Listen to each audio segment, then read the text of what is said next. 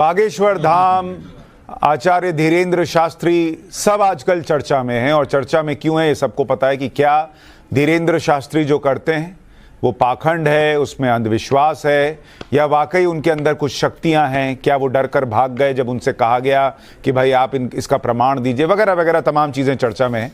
चर्चा करने के लिए हमारे साथ धीरेन्द्र शास्त्री जी खुद जुड़ रहे हैं। बहुत स्वागत है आपका।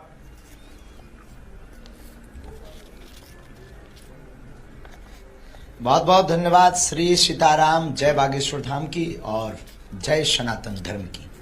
आपके पास आवाज जा रही है हमारी? जी बिल्कुल जा रही है धीरेन्द्र शास्त्री जी। आपकी आवाज तो पूरे देश में आजकल जा रही है, आपकी चर्चा भी हो रही है। क्या आपके पास वाकई कुछ शक्तियां हैं? वाकई आपके पास शक्तियां हैं, या जो आप पर आरोप लग रहा है आप अंधविश्वास फैला रहे हैं, एक्टर्स लेकर आते हैं, ऐसा कुछ है? बागेश्वर हनुमान जी की कृपा है। हाँ, देखो, अंधविश्वास और विश्वास एक ऐसी कसौटी है जो बहुत ही बारीक कसौटी है। इस कसौटी पर बहुत बारीक दृष्टि की आवश्यकता है। अंधविश्वास फैलाने वाली बात ना तो हम कोई जादू टोना करते हैं, ना हम कोई झाड़ फूंक करते हैं। हम केवल अपने इष्ट से प्रार्थना करते हैं और हमारे इष्ट बागेश्वर बालाजी महाराज, बागेश्वर हनुमान जी महाराज केवल हमारी नहीं, हर उस भक्त की सुनते हैं जो श्रद्धा और विश्वास पूर्वक उनके चरणों में आता है। फिर आप कहेंगे माध्यम क्यों? आदिकाल से ही गुरु परंपरा का वह रहा। तो हमारे यहाँ 3 पीढ़ियों से दरबार लग रहा। हमारे दादा गुरु जी भी लगाते थे, उसके पूर्व में भी एक संत हुए वो भी लगाते थे, तीसरी पीढ़ी में हम भी। हमने कभी कोई दावा नहीं किया हम कोई ईश्वर हैं, या हम कोई चमत्कार करते हैं, या हम कोई मिरेकल करते हैं। हमारे पास जो गुरु कृपा है, हम ईश्वर से प्रार्थना करते हैं। जैसे पुत्र के बीमार होने पर माता और पिता प्रार्थना करते हैं, वैसे ही शिष्य के आपत्ति विपत्ति में हम अपने इष्ट से प्रार्थना करते हैं और हमारा इष्ट चमत्कार हमारे बालाजी कृपा कर देते हैं। उससे लोग अलग अलग दृष्टि से देखते हैं। तो अब आप इसको किस दृष्टि से देखेंगे ये आपके ऊपर है। पर सनातन में क्या ताकत होती है उसका प्रत्यक्ष प्रमाण बागेश्वर बालाजी का दरबार है। पर धीरेन्द्र शास्त्री जी, आप कह रहे हैं आपके पास कुछ विशेष पावर्स नहीं है, आप कोई चमत्कार नहीं करते, लेकिन आप अपने इष्ट से या हनुमान जी से जब कुछ कहते हैं तो वो कर देते हैं। ये तो सबके साथ नहीं होता। मैं तो हनुमान जी को देख नहीं सकता, उनसे बात नहीं कर सकता। हाँ, अंतरात्मा से प्रार्थना कर सकता हूँ, मेरे पास ये पावर नहीं है। वो प्रार्थना में दोनों में जमीन आसमान का अंतर है। कहने में और प्रार्थना में दोनों में अंतर है। कहना ऑर्डर हो गया, प्रार्थना स्तुति हो गया। तो आपको प्रत्येक भक्त को अनिवार्यता है। नहीं, लेकिन आपके पास जो पावर्स हैं वो मेरे पास तो नहीं है ना, तो आप तो विशेष हुए। फिर उसके लिए फिर हम कोई विशेष नहीं है, ये आपकी दृष्टि है। अगर आप मानते हैं तो हमें कोई बुराई नहीं है। जो कई लोग हमें उल्टा सीधा भी तो मानते हैं, तो उससे भी हमें कोई बुराई नहीं है, उनके प्रति हमारी कोई नाराजगी भी नहीं है। तो ये आपकी दृष्टि है, हम अपने आप को नहीं मानते। आपको हनुमान जी दिखते हैं क्या? नहीं, बिल्कुल भी नहीं। हमने ऐसा कभी दावा भी नहीं किया। तो आप जब संपर्क साधते हैं तो कैसे साधते हैं? मतलब आप अपने विचार में संपर्क साधते हैं? ध्यान विधि, ये आदिकाल की परंपरा है। ध्यान विधि, जिस परंपरा को हमारे पूज्यपाद दादा गुरुदेव ने हमें दी है, वह एक विधि ध्यान विधि है, आभास विधि। मन में आभास होता है, मन में तरंग जागती है कि अमुक व्यक्ति आएगा, उससे उसकी यह ऐसी पीड़ा हो सकती है। हम उसको राम नाम ले करके और कलमबद्ध कर देते हो। ईश्वर की कृपा से ये सनातन की ताकत है कि वो सत्य निकलता है। और हम आपको बहुत अच्छे से जवाब दें कि सनातन में क्या ताकत होती है। कितने भी ये पादरी और मौलवी हैं पूरे दुनिया के, बागेश्वर धाम की इस आभास और इस शक्ति का सामना नहीं कर सकते। तो मुझे ये बताइए, आपके पास ये शक्ति, क्योंकि हमारे सनातन में क्या ताकत है। और पहली बात बोलिए आप बोलो, हमारी तो आदत नहीं। मैं आपसे बात तो आप लोग ये कहना बंद कर दीजिए अंधविश्वास और विश्वास क्या है। भारत में चादर चढ़ाना विश्वास श्रद्धा है, लेकिन भारत में अर्जी का नारियल बांधना अंधविश्वास है। भारत में कैंडल जलाना श्रद्धा है, लेकिन बागेश्वर धाम की अर्जी लगाना अंधविश्वास है। ये दोगलापन लोग लाते कहां से हैं? हमें तो इस बात पे हंसी आ रही है। हम बहुत मनमौजी आदमी हैं। तो धीरेंद्र शास्त्री जी, आपको लगता है कि ये खास तौर पर जो हिंदू बाबा हैं या हिंदू धर्म से जुड़े हुए सनातनी हैं, उनको टारगेट किया जाता है और दूसरे धर्म में अगर यही चीज हो रही हो तो उसको छोड़ दिया जाता है? बिल्कुल। जब से हमने घर वापसी करवाई है दमोह में, जब से वनवासियों के बीच कथा की है, ये इन्होंने करोड़ों रुपए खर्च उनके ऊपर किए हैं। उनको चमत्कार दिखाकर, ट्रिक दिखाकर हमने उनको जब रियल हनुमान जी से जोड़ा तो उन्होंने घर वापसी की और सनातन धर्म को पुनः अपनाया। तो जो व्यक्ति धर्म के धर्मांतरण के लिए 10 करोड़ खर्च कर सकता, क्या वो हमारे लिए, हमको साइड हटाने के लिए 2 करोड़ खर्च नहीं कर सकता? ये सोची समझी मिशनरियों की साजिश है, लेकिन इनसे हम डरते भी नहीं है। हमारे भारतीय संतों में और हमारे भारतीय सत्य सनातन में क्या ताकत होती है, उसका प्रत्यक्ष प्रमाण यह है कि पूरे भारत के वामपंथी पीछे लगे हुए हैं, लेकिन वो बाल टेढ़ा नहीं कर पाएंगे। हमें अपने इष्ट पर भरोसा है। तो आपको इसका मतलब आपके इष्ट ने पहले ही बताया होगा कौन पीछे लगा है, कितने पैसे देकर लगा है? आभास, बिल्कुल बिल्कुल। छतारी कथा 1.5 महीने 2 महीने पहले लगभग भाई साहब हुई होगी। हमारी तो पहली बार आपसे बात हो रही, कभी प्रत्यक्ष मिलना तो आप हमको, हम बहुत साधारण आदमी हैं भैया। और छतारी कथा में हमने कह दिया था कि मेरे भारत के सनातनीय लोगों, अब हमारे ऊपर जो हमें आभास गुरु प्रेरणा से हुआ, अब हमारे ऊपर लंबे लंबे हमला होना, ये तो फर्स्ट चुनौती है। ऐसी तो अभी बहुत चुनौतियां हमको पार करनी है, देखते जाइएगा। हम टोपी वालों को भी सीताराम बुलवा देंगे, आपकी न्यूज पर बोल देते हैं, क्यों चिंता कर रहे हो तुम? अच्छा धीरेंद्र शास्त्री जी, ये बताइए, अभी मैंने आपका एक वीडियो देखा जिसमें एक व्यक्ति, जिस पर कहा जा रहा है कुछ प्रेतात्मा आई हुई है, और आप किसी को कह रहे हैं इसको उठा के पटको, इसको नीचे फेंको। किसको बोल रहे थे आप? कौन उठा के पटक रहा था? पटको आभास रूप में हमारे पास जो बागेश्वर बालाजी की सेना है, हमें ऐसा आभास होता है कि उनकी जो गढ़, उनके जो वीर हैं, ऐसा आभास होता है। जो पराशक्तियां, देखो भाई, जो उसमें गया ही नहीं उसे क्या बता दें। अब किसी कोई अंधा व्यक्ति कहे कि सूर्य दिखाओ, तो उसे कैसे सूर्य दिखा दें? और दूसरी बात श्रीमान जी, हम आपको बताएं, भूत प्रेत वाली बात है। कोई उसे नेगेटिव एनर्जी कहता है, कोई पॉजिटिव एनर्जी कहता है। और हनुमान चालीसा में 500 साल पहले लिख गया, भूत पिशाच निकट नहीं आवे, महावीर जब नाम सुनावे। तो क्या आप हनुमान चालीसा को गलत मान रहे हैं? मैं तो नहीं मान रहा। नहीं मान रहे हैं तो फिर हम नहीं मान रहे हैं। अब फिर कंट्रोवर्सी क्यों? अब फिर अंधविश्वास और विश्वास क्यों? अब फिर ये हमसे क्वेश्चन क्यों कि भूत प्रेत होते कि नहीं और उस पर प्रेत है कि नहीं? ये फिर कंट्रोवर्सी क्यों? अगर हनुमान चालीसा गलत नहीं है तो फिर हम कैसे गलत हैं? उसी हनुमान चालीसा के आधार पर हम अपने इष्ट से प्रार्थना, और हमें तो भूत चढ़े नहीं, लोगों को चढ़ते हैं। हम तो किसी को बुलाते नहीं, वही आते, उन्हीं पे चढ़ते, उन्हीं के बालाजी उतार देते हैं। अब इसमें हमारे ऊपर क्यों कंट्रोवर्सी? किस आधार पर? या तो फिर आप लोग खोल करके बोलिए कि हनुमान चालीसा गलत है। अच्छा, चूंकि धीरेंद्र जी, होता क्या, मैं आपको बताता हूं थोड़ा सा। धीरेंद्र जी, अंधविश्वास है। धीरेंद्र जी, होता क्या है, भी अंधविश्वास नहीं धीरेंद्र जी, देखिए होता क्या है कि जैसे आप कह रहे हैं, आपको आपके इष्ट की सेना भी दिखती है जिससे आप उठाकर पटकवा देते हैं, या आपको पहले पता चल जाता है किसके मन में क्या चल रहा है, आप लिख कर दे देते हैं। ये चूंकि सबके पास ये पावर नहीं है, तो इसलिए लोगों को शक होता है कि ये आदमी सही बोल रहा है या गलत बोल रहा है, वो पूछते हैं। अब मैं आपसे ये अगर पूछूं कि क्या आप, हमारे जैसा बनना पड़ेगा, सबको भी पावर मिल सकती है, हमारे जैसा पगला बनना पड़ेगा। कैसे बन सकते हैं आपके जैसा, ये भी बताइए। आपके जैसा कैसे बनना पड़ता है? गुरु कृपा। अरे भाई, कुछ भी नहीं है, केवल राम नाम का जप करो। भगवान चुनते हैं किसको क्या करवाना है। हमें सनातन के लिए उन्होंने चुना है। हमारे जैसे हजारों लोग हैं इस धरती पर, एक हम बिरले नहीं हैं। हम पर कंट्रोवर्सी सिर्फ इसीलिए है क्योंकि उनके मिशन में हम सबसे बड़े रोड़ा हैं, लेकिन अपन भैया पीछे होने वाला नहीं है। हम सनातन का झंडा गाड़ कर रहेंगे। धीरेंद्र शास्त्री जी, आप कह रहे हैं सनातन में बहुत शक्ति है। क्या आपके सनातन में ये शक्ति है? कि मैं तो आपसे मिला नहीं, आपसे पहली बार मेरी बातचीत हो रही है, आप मुझे जानते नहीं होंगे। क्या आपके इष्ट आपको बता सकते हैं मेरा नाम क्या है? सनातनी नहीं है? क्या आपके इष्ट बता सकते हैं मेरा नाम क्या है? क्या आप सनातनी नहीं हैं? मैं सनातनी हूं, लेकिन मैं चाहता हूं कि और सनातनी भी आपकी इस पावर को प्रत्यक्ष तौर पर देखें। आप हमारे सन्मुख बैठिएगा, जो हमको प्रेरणा लगेगी, जो हमको आभास लगेगा उसकी एक परंपरा है। हम कोई जादूगर नहीं है कि कोई भी बोले खेल दिखा दो।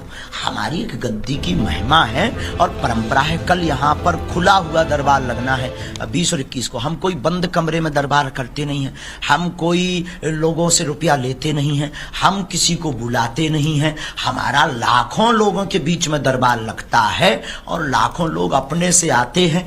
तो भाई कुछ ना कुछ तो जोरदार का तमाचा है और उसके लिए आप आइएगा, वरना आप वहीं बैठे बैठे कृपा पा जाएंगे तो फिर तो ऐसी पूरी दुनिया पा जाएगी। फिर कौन हनुमान जी के पास आएगा? I am not magician, I am real सनातनी डिवोटी। तो धीरेन्द्र जी, मैं थोड़ा सा इसको और दर्शकों के लिहाज से पूछ रहा हूं आपसे। जी अब दिखाओ धीरेन्द्र जी, मैं बस दर्शकों के लिहाज से पूछ रहा हूं कि क्या इसका मतलब आपका एक दायरा है कि कितनी दूर पर कोई व्यक्ति हो, आपके आसपास हो, तभी उसके बारे में आप जान सकते हैं?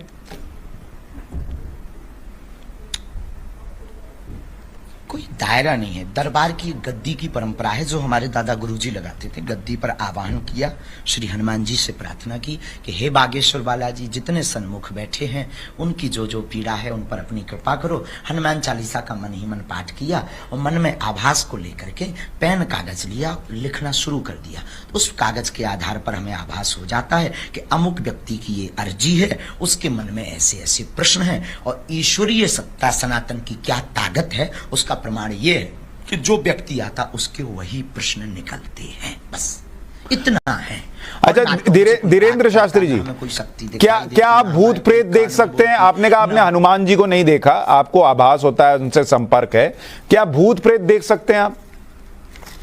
हमने किसी को नहीं देखा। हम काहे भूत प्रेत को देखेंगे? काहे हम भैया मरे आदमी, हम जिंदा आदमी है भैया। भूत प्रसाद निकट नहीं आवे। इस हनुमान चालीसा की सिद्धि के कारण जय जय हो जाता है भैया।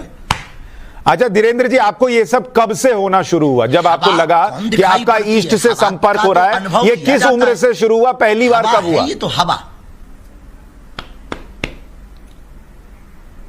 बहुत अच्छा प्रश्न, ये बहुत अच्छा प्रश्न है।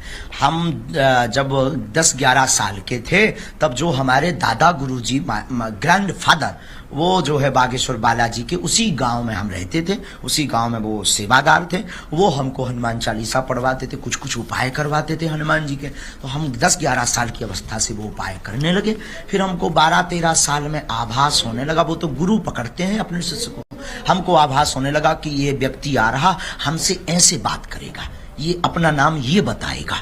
तो हम बचपना था तो बोल नहीं पाते थे, लेकिन जब वो अपना नाम बताता था तो हम चौंक जाते थे कि अरे ये तो हमें पहली आवाज था, ये तो हमें पहले ही पता था, हम बोले क्यों नहीं। फिर जब गुरुजी का जब तक शरीर पूरा हो गया, फिर हमने अज्ञातवास साधना की, हमने राम नाम जप किया, तो हमको प्रेरणा लगी कि तुमसे सनातन का कार्य करवाना है। तो अब जो है वो दरबार लगने लगा। जैसे हमारे दादाजी लगाते थे वैसे ही हम बैठने लगे। बस सीधा सिंपल सादा जीवन है, उसमें कोई ऐसा नहीं है कि हमने कठोर तपस्या की हो ध्रुव प्रहलाद जैसी, नहीं। वो तो परंपरा है हमारी। तो धीरेन्द्र जी, जब आप 11 साल के थे और किसी बच्चे के साथ ऐसा हुआ था कि ये क्या, मैं अंदर से ये क्या पावर है, क्या हो रहा है मेरे साथ?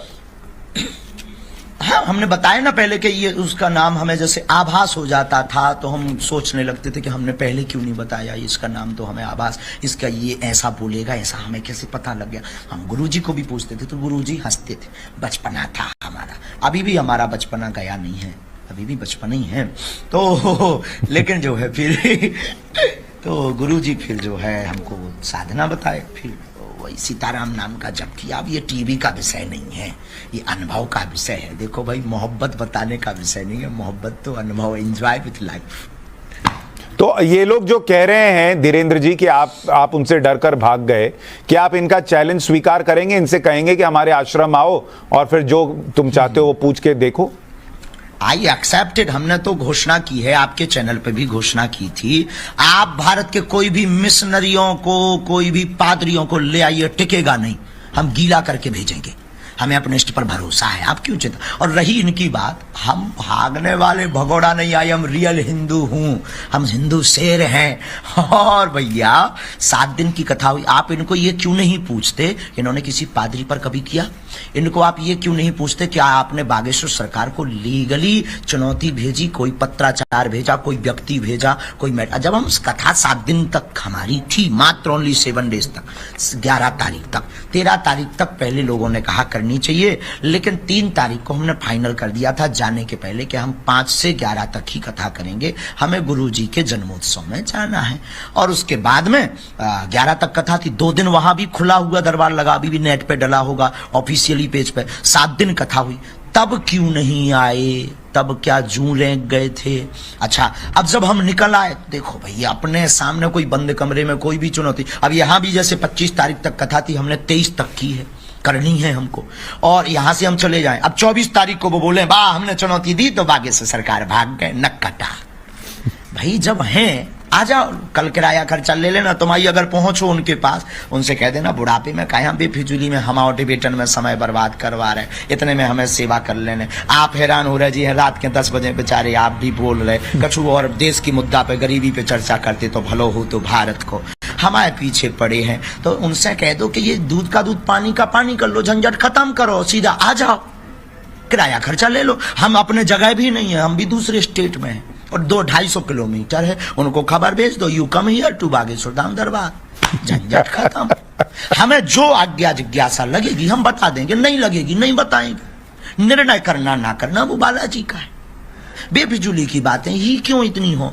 अच्छा धीरेन्द्र शास्त्री जी, आपका ये जो अनोखा अंदाज है, नाते आप बताइए धीरेन्द्र जी, आपका ये अनोखा अंदाज हमेशा से है, आप इसी तरह से बात करते हैं, जो कपड़े का स्टाइल है ये ऐसा ही है, ये आप इस तरह का भाव कैसे आता है? हम मस्त मौला रहते हैं, हमें कोई मतलब फिक्र,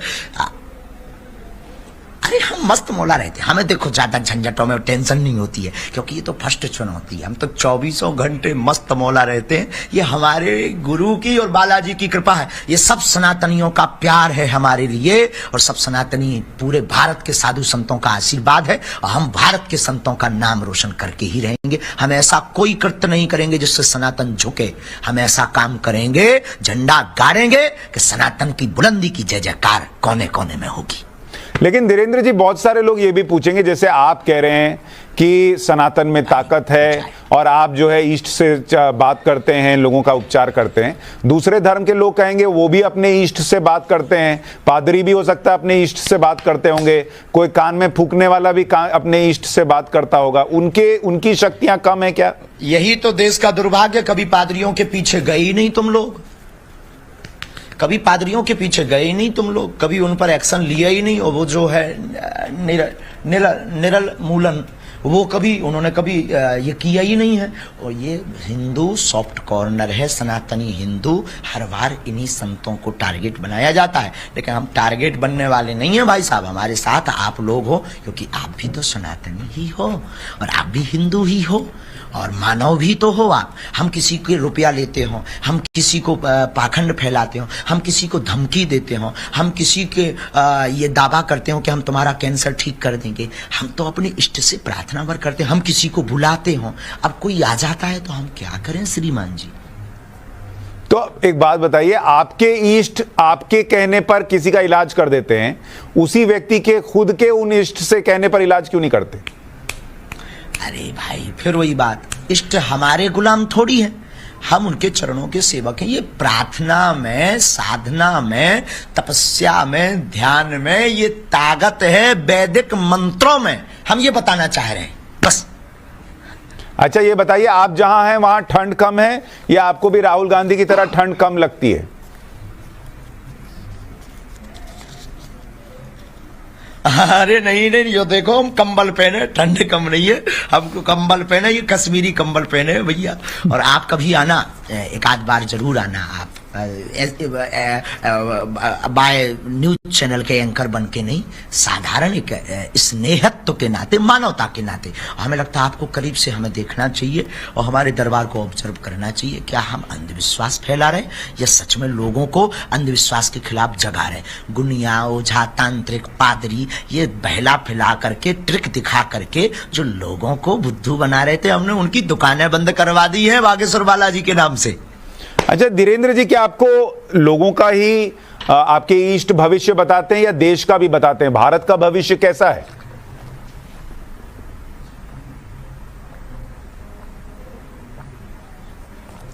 देखो, बहुत अच्छा प्रश्न है ये कोई बहुत काम की बात है, इससे हृदय गदगद है हमारा। हम भविष्य नहीं बताते, हम ईश्वर से प्रार्थना करते हैं और जो पर्चे पर लिखता है, जो जैसा प्रश्न करता है, हमारे पास राजपीठ के लोग भी आते, हमारे पास पूरे प्रदेश की मंगल कामना वाले लोग भी आते, हमारे पास पूरे राष्ट्र की, सनातन हिंदुत्व धर्म की उन्नति की कामना वाले लोग भी आते। जो जैसी प्रार्थना करते उनको यथा उचित जवाब उस पर्चे पर लिख कर आ जाता है। तो मतलब अगर मैं आपके पास आकर पूछूं कि भारत का भविष्य कैसा है, तब आप भारत के भविष्य के बारे में बता पाएंगे। अच्छा, ये आपकी कप की भी बड़ी चर्चा, ये आपके दादाजी का कप है जिसमें आप दिन में 30-40 बार चाय पीते हैं? ये हमारे दादा गुरुजी का कप है। हाँ, ये नरेली है, खोपड़ी है, इसका नाम है खोपड़ी। ये खो पड़ी इसीलिए इसका नाम है खोपड़ी। और मैंने सुना आप दिन में 30-40 कप चाय पी जाते हैं।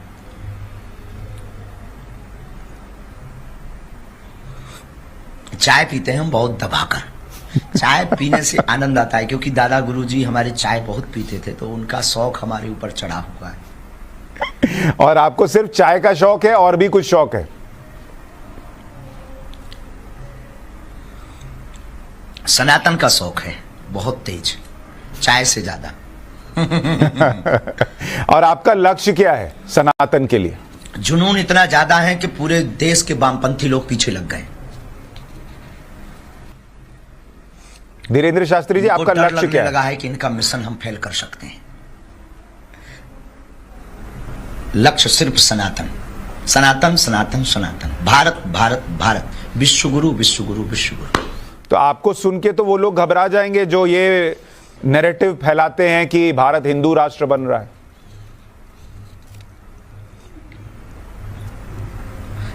उसी कारण से तो ये हम पर आरोप लगा रहे हैं, चुनौती लगा रहे हैं। ये क्या उद्देश्य है? यही तो एजेंडा है।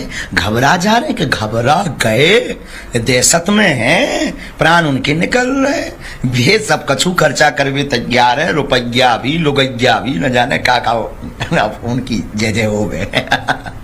आपको लगता है भारत कभी हिंदू राष्ट्र बन जाएगा? आप चाहते हैं भारत हिंदू राष्ट्र बने? बोल देते हिंदू राष्ट्र है, बस घोषणा की आवश्यकता है, इसीलिए तो हम लगे हैं, हम हिंदू राष्ट्र बनवा करके रहेंगे। हमें पता है हम ना भी बना पाए पर क्रांति तो जगा कर रहेंगे। आपके हिंदू राष्ट्र की परिकल्पना क्या है? वहां मुस्लिम, सिख, ईसाई रहेंगे? राम राज्य, रामचरितमानस का आधार। तो बिहार के शिक्षा मंत्री तो कह रहे रामचरितमानस नफरत फैलाने वाला ग्रंथ है। जहर फैलाती है, ऐसे लोग निकम्मे हैं, भारत में न रहने ही नहीं चाहिए। इन्होंने कभी राम कथा पढ़ी नहीं है, इनको हमारी क्लास में आने की आवश्यकता है। हम इनको ABCD पढ़ाएंगे कि राम कथा क्या होती है, मनमोहन प्यारे। आप इतना स्वच्छंद बोलते हैं, खुल के बोलते हैं, फिर भी सारे नेता मैंने देखा आपके चरणों में ही बैठे रहते हैं। आपको कोई पॉलिटिकल प्रेशर महसूस नहीं होता? क्योंकि सांच को आंच नहीं, जो सत्य होता है वो कभी झुकता, डिगता, टिकता, डरता नहीं, झुकता और डरता नहीं है, हमेशा टिकता है। और झूठ का आकर्षण कुछ देर के लिए जरूर होता है पर टिकता नहीं है। श्रीमान जी, बड़े बड़े लोगों ने हमें चुनौती दी, हमारे पीछे लगे पर टिके नहीं। क्यों? क्योंकि झूठ ज्यादा देर टिकता नहीं और पॉलिटिक्स से हमें मतलब नहीं। हम तो पूरे विश्व की मंगल कामना करते हैं। हम उस धर्म से हैं जहां वसुदेव कुटुंबकम की चर्चा करते हैं। तो हमारे पास अगर वो आते हैं तो बहुत कुछ आशीर्वाद भी तो पाते हैं सन्यासी बाबा का। लेकिन आप जिस धर्म की बात कर रहे हैं वो तो कभी कन्वर्जन में विश्वास नहीं रखता। आप कह रहे थे कि मैं टोपी वालों को भी सनातनी बना दूंगा।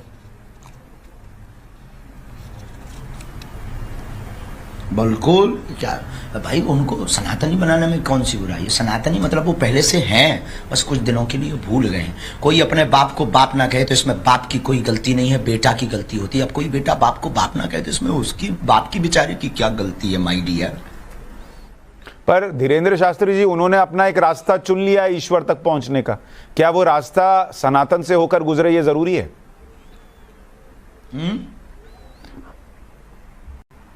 क्या मैं कह रहा हूं, उन्होंने अपना एक रास्ता चुना है अपने ईश्वर तक पहुंचने का।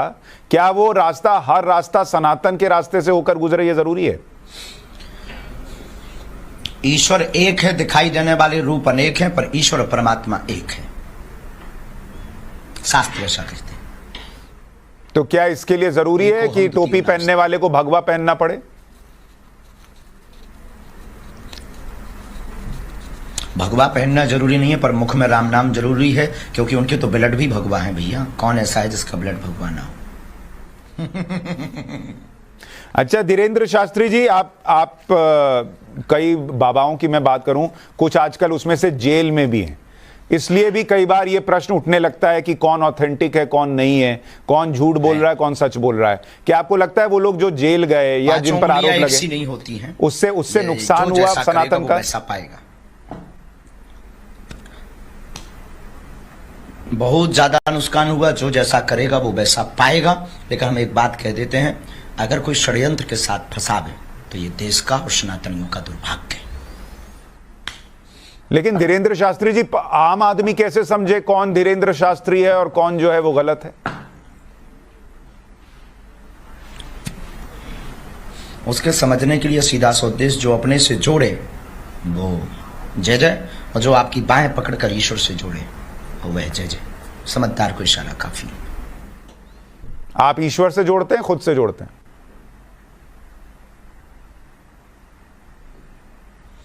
खबर नहीं, आपको अनुभव करना चाहिए। हम तो कुछ भी बोल सकते हैं, हमारी बात कौन मानेगा? आपका अनुभव क्या कहता है? कभी आइए सामने। और उसके लिए आपके आश्रम आना पड़ेगा। आश्रम जरूरी नहीं, दरबार लगता है। हम आपके दिल्ली भी आएंगे, भोपाल भी आते हैं, इंदौर भी आते हैं, मुंबई भी जाते हैं, जहां आपको लगे। अभी रायपुर है, हमारा आश्रम थोड़ी है। रायपुर तो हमारी भारत माता की माटी है। छत्तीसगढ़ हमारी छत्तीसगढ़ महतारी की माटी है, भूमि है। और ये देश, ये भूमि किसी की नहीं हुई है, प्रत्येक राष्ट्रवादी हिंदुत्ववादी लोगों की भूमि है। तो आप आइएगा, जरूरी नहीं आश्रम आए, आश्रम हमारे आए। और हमारा आश्रम है कहाँ? बागेश्वर बालाजी का धाम है, वहां आए। हमने कोई ऐसी आश्रम की व्यवस्था भी नहीं बना रखी है। 3 साल से अन्नपूर्णा भंडारा चल रहा, 121 बेटियों का विवाह फिर से करने जा रहे हैं, हर साल कर रहे हैं। एक बहुत बड़ा कैंसर हॉस्पिटल बनाने जा रहे हैं। आज तक किसी भी न्यूज वाले ने इन पर चर्चा नहीं की। ये दुर्भाग्य है, इसलिए हम अपना आश्रम नहीं कहते। अच्छा, आपने मुझे निमंत्रण दिया, मैं भी आपको निमंत्रण देता हूं, आप कभी हमारे स्टूडियो आइए। भारत सरकार शस्त्र के लाइसेंस भी देता है, पहले उनको बंद करवाइए। और बुलडोजर हमने आत्मरक्षा के लिए कही है। किसी को अगर अपनी जानमाल का खतरा है तो वो क्रेन रख ले, हमें क्या प्रॉब्लम? पर ऐसे लोग क्रेन रखेंगे तो फिर पुलिस क्या करेगी? के लिए, टीआरपी के लिए हम कभी कोई बयान भी नहीं देते हैं। एक बात बड़े स्पष्ट रूप से कहते हैं, सनातन के लिए देते हैं। पर धीरेंद्र शास्त्री जी, सब क्रेन रखें, बुलडोजर रखें, तो फिर कानून व्यवस्था कहां बचेगी? कानून व्यवस्था के सहयोग के साथ में। लेकिन जब कानून व्यवस्था बहुत देर से आवे, जब कानून व्यवस्था चरमरा जावे, जब कानून व्यवस्था लगे कि सहयोग नहीं कर पाएगी, बहुत देर से आएगी, उसके पहले अगर कोई प्राण आपकी घातक कर ले, कोई आपकी हत्या कर दे, तो फिर कानून तो तब होगा जब शरीर होगा। तो शरीर नहीं होगा तो कानून का रक्षण, और हम अपने संविधान का रक्षण कैसे करेंगे? तो कानून के साथ आत्मरक्षा रखना चाहिए। ठीक है धीरेंद्र शास्त्री जी, बहुत सारे आपके भक्त आपका इंतजार कर रहे हैं और आज एक मकसद था आपसे चर्चा करने का। आप जब नहीं भी आए थे तो हमारा शो है न्यूज की पाठशाला, और उसमें हमने ये मुलाकात हो गई। आप बहुत प्यारे हो, आपकी जिंदगी में खूब जय जयकार बनी रहे। हमें कोई दिक्कत नहीं है, हमें बहुत ज्यादा इन चुनौतियों से डर भय या बहुत ज्यादा विचलितता नहीं होती। आप बहुत अच्छे हो, कभी आइएगा, ये सब चलता रहेगा। ये तो एक बहाना था, असलियत में सनातनी हिंदुओं को हमें जगाना है। बहुत बहुत शुक्रिया धीरेंद्र शास्त्री जी, हमसे बात करने के लिए बहुत धन्यवाद आपका। उन तक एक एक लास्ट खबर हमारी उन तक भेज दीजिएगा जी। मीडिया हब, डिबेट 3-13 ये जितने भी लोग हैं जिनको दिक्कत है उनसे कहिए आप बागेश्वर दरबार में जाकर देखिए। ये डिबेटों में अपना टाइम बर्बाद क्यों करेंगे? और वो जो है वो निरुलुमुनन, उनके वो जो बुढ़ापे का उनका शरीर है तो बेचारे कहीं हाई ब्लड प्रेशर ना हो जावे, उनसे कह देना काय को बेफिजूली में दिन न रात तुम कान में ये खुस्सा खोसे रहोगे, हम आओगी 2-2 घंटा बर्बाद जाते, इससे अच्छे हम 2 घंटे में किसी का भला कर देंगे, भगवान से प्रार्थना उसके लिए कर देंगे, सनातन की चर्चा कर लेंगे। उनसे कहना ये मैटर ही खत्म करो, दूध का दूध पानी का पानी, दरबार में आ जाओ, झंझट खत्म, किराया खर्चा हमसे ले लो, गीलो करके हम भेज देंगे। सियावल रामचंद्र की जय। बोलो गलत हो तो। और उन्होंने हमें कोई लीगली चुनौती नहीं दी है, आज तक लीगली चुनौती नहीं दी है। ना उन्होंने कोई हमें पेपर भेजा है, ना हमारे पास कोई व्यक्ति भेजा है, ना कोई उन्होंने व्यक्ति भेजा है, ना उन्होंने हमारे सामने आकर, उनके अंदर दम हो। हमने नागपुर में दरबार लगाया तब टाई फिस क्यों उड़ गए? 7 दिन हमने कथा की तब उनके परदादा याद आ रहे थे क्या उनको? सामने आओ। अब रायपुर बुला रहे हैं हम अपने क्षेत्र में भी नहीं है, दूसरे स्टेट में है, रायपुर में कल दरबार लगना है, आ जाओ। सनातन में क्या ताकत होती है हम बताते हैं प्यारे मनमोहन प्यारे।